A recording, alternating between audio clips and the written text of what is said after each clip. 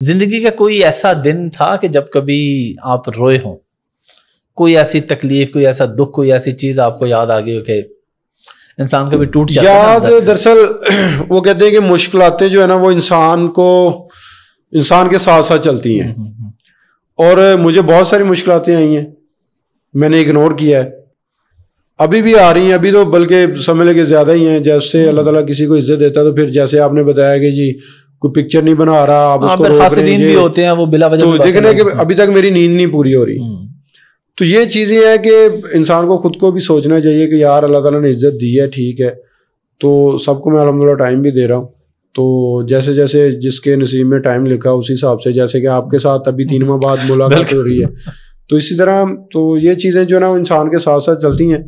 اور ایک دفعہ مجھے بڑا افسوس ہوا تھا کہ میں نے ایشین گیم میں میڈل جیتا تھا، تو اس وقت جو ہے وہ اس طرح مجھے پریز جو کہتے ہیں کہ عزت نہیں مجھے ملی جس طرح مجھے ملنی چاہیے تھے. اس وقت میرا دل ٹوٹا تھا کہ یار میں گیم چھوڑ دوں. اس وقت میں رویا تھا یار میں اتنی محنت کرتا ہوں، اور میرے خیال میں 29 سال بعد پاکستان کا میڈل آیا تھا ایشین گیم میں. اس وقت پھر میں رویا تھا، وہ چیز نہیں مجھے اس وقت ملی تھی اس میڈل کے حساب سے. تو پھر میرے کوچ تھے کہ یار نہیں آپ کرو، اور آپ پہ بڑی امیدیں ہیں، آپ ماشاء اللہ محنتی ہو، محنت کرنے والے، کوئی نہیں، آج انشاءاللہ حوصلہ کرو گے، صبر کرو گے تو اللہ تعالیٰ اس کا ایک نہ ایک دن جو ہے نا وہ پھل ضرور دے گا. تو اس وقت میں 2018 میں جو ہے نا وہ میں رویا تھا اور فیصلہ کیا تھا گیم چھوڑ دوں. لیکن پھر شکر اللہ تعالیٰ کا کہ اللہ تعالیٰ نے ذہن میں بٹھایا وہ کہ نہیں یار آپ نے کرنا ہے. تو پھر یہ نہیں سوچا کہ یار ادھر سے کوئی عزت دے رہا ہے یا نہیں دے رہا، پیسہ کوئی دے رہا ہے یا نہیں دے رہا، فیسلٹیز مل رہی ہے یا نہیں مل رہی. پھر اس کے بعد یہی بنایا ذہن کے یار کرنا ہے، بس یہ کرنا ہے، جس طرح بھی ہو یہ کرنا ہے. اور الحمدللہ میں نے کیا ہے. جس طرح میں نے اتنی بڑی اچیومنٹ حاصل کی ہے، اگر دیکھے تو اس طرح مجھے فیسلٹیز نہیں ملی. تو پھر بھی اللہ تعالیٰ کا شکر ہے کہ میں لگا رہا ہوں، محنت کی ہے میں نے، لگن کے ساتھ کی ہے، اور گول کو سامنے رکھ کے کی ہے.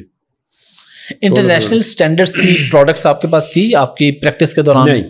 نہیں تھی. یہ مجھے آپ سمجھ لیں کہ اولمپک سے جانے سے پہلے ملی. ویسے جیولن میرے پاس تھے، ٹھیک ہے، اگر دیکھا جائے تو جو ورلڈ میں یوز ہوتے ہیں وہ تو نہیں تھے، لیکن یہ کہ جیولن میرے پاس تھے. لوگوں نے یہ بھی اٹھایا ہوا تھا یہ ٹوٹے جیولن تو یہ ہے، تو وہ تو ایسی بات نہیں ہے. اولمپکس میں میڈل لینا وہ کوئی آسان بات نہیں ہے، اور ٹوٹے جیولنوں سے نہیں آتی.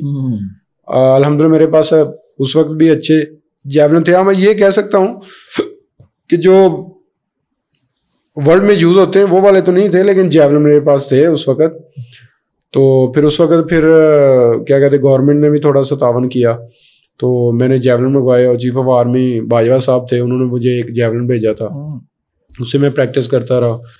تو پاس آگے تقریباً 2.5 ماہ میں نے اس جیولن کے ساتھ ماشاء اللہ ٹریننگ کی، تو اس کا رزلٹ بھی اللہ تعالیٰ نے پھر ہمیں دیا ماشاء اللہ. جیولن کی پرائس کیا ہوتی ہے رفلی؟ یہ اگر آپ پاکستان میں منگوائیں تو میرے خیال میں کچھ 7-8 لاکھ کا آپ کو ایک پڑے گا. اچھا ہاں جی. آپ کے پاس کتنے ہیں ابھی؟ ابھی میرے پاس ماشاء اللہ ہیں کوئی 3 یا 4 ہیں. ایک تو وہ تیسرا جو تھوڑا سا وہ ٹھیک ہے، وہ بھی ورلڈ لیول کا ہے، لیکن وہ ایک تھا وہ یوز کر کے تھوڑا سا خراب ہوا ہے. ویسے ورلڈ لیول کے 4 جیولن ہیں. اور اولمپکس میں یا کسی بھی انٹرنیشنل گیم میں جب آپ کھیلتے ہیں تو وہ ان کے جیولنز ہوتے ہیں یا آپ اپنا جیولن لے کے جاتے ہیں؟ دیکھیں وہ جیولن تو ہوتے ہیں انہیں کے اولمپکس والوں کے جو گیمز کروا رہے ہیں. اگر آپ کے پاس وہ اسٹینڈرڈ کے جیولن ہیں، آپ ان کے ساتھ ٹریننگ کر رہے ہیں اپنی کنٹری میں جہاں پہ بھی، تو آپ وہ وہاں پہ جمع کروا سکتے ہیں اور اسی کے ساتھ آپ اپنی گیم کر سکتے ہیں اگر وہ اس کے مطابق ہی ہیں ورلڈ والوں کے. پہلے جب آپ نے کچھ انٹرنیشنل ٹریول کیے، شروع کے جو 1-2 ٹریول تھے، کیا اس میں یہ حقیقت ہے کہ جب آپ ٹریول کر رہے تھے تو آپ کی فیملی کے پاس لاہور آنے کا خرچہ نہیں تھا یا اتنے حالات نہیں تھے اس وقت؟ اس میں کوئی ریئلٹی ہے؟ نہیں، اگر دیکھا جائے تو شروع میں جیسے کہ دیکھا جائے تو میرے خیال میں لاہور کم ہی ہم آتے تھے، کیونکہ ابو کمانے والے تھے تو ہم اسکول جاتے تھے، تو لاہور ہم نے کیا لینے آنا تھا. جب سے میں نے گیم سٹارٹ کی ہے، اور اس وقت میرے خیال میں نے جب وابڈا لیسکو جوائن کی تو اس کے بعد پھر سارے بھائی آنا جانا میرا لاہور میں لگ گیا. یہ نہیں تھا کہ ہم گاڑی پہ آتے تھے، لیکن یہ کہ بس پہ آتے تھے اور مجھے ملتے تھے اور چلے جاتے تھے. وابڈا میں بھی آپ کا کون سا اسکیل ہے؟ وہ جو ایک خبر تھی کہ آپ کا ایک برڈ ہے وہ ہو گیا ہے کہ نہیں ہوا ابھی؟ نہیں، میرا 18واں گریڈ ہے. اچھا 18واں گریڈ ہے. تو کتنی سیلری آ جاتی ہے وہاں سے؟ माशाल्लाह अच्छी खासी आ जाती है। और वो तो आपके ट्रेनिंग के हिसाब से तो बहुत छोटी होगी ना। देखिए जैसे माशाल्लाह फैमिली है और ट्रेनिंग अगर देखा जाए तो शुक्र है अल्लाह ताला का, वो कहते हैं कि इंसान जो है ना वो उसका पेट नहीं भरता। अगर मैं अभी कहूँ कि यार मेरी तकरीबन 5 लाख है सैलरी, तो मुझे अल्लाह ताला ने इज्जत दे दी, तो यार पेट नहीं भर रहा। इंसान का पेट नहीं भरता, चाहे वो 10 लाख सैलरी हो जाए, उसका पेट नहीं भरता। तो लेकिन मैं अल्लाह ताला का हर हाल में शुक्र अदा करता हूँ और इंशाल्लाह करता रहूँगा कि अल्लाह ताला ने बहुत सारी चीज़ों से नवाजा है, और सबसे बड़ी जो चीज़ है वो इज्जत है, जो अल्हम्दुलिल्लाह पाकिस्तानी कौम मुझे दे रही है। मेरे लिए ये सब कुछ है। ये सब कुछ है। जब आप आए एयरपोर्ट पे, आपने लैंड किया, तो आप सीधा मरकज गए। हाँ जी, रायमंड। तो क्या मरकज से कोई खास लगाव है, रायमंड से कोई खास? देखें कि अल्हम्दुलिल्लाह 5 वक्त की अल्हम्दुलिल्लाह नमाज भी पढ़ता हूँ मैं, कुरान पाक की तिलावत भी करता हूँ, और 6-7 दफ़ा इत्काफ़ में बैठा हूँ माशाल्लाह। तो अल्लाह ताला का शुक्र है कि हम माशाल्लाह जितने भाई हैं सारे माशाल्लाह इत्काफ़ में बैठे हुए हैं माशाल्लाह, छोटे से लेके बड़े तक, और माशाल्लाह सारे फैमिली वाले नमाज पढ़ते हैं। तो वो इस तरह था कि बड़े भाई जो है मेरे, उसका ज़्यादा लगाव था, और मैं जब भी माशाल्लाह मेडल जीत के आता, ये फर्स्ट टाइम नहीं गया।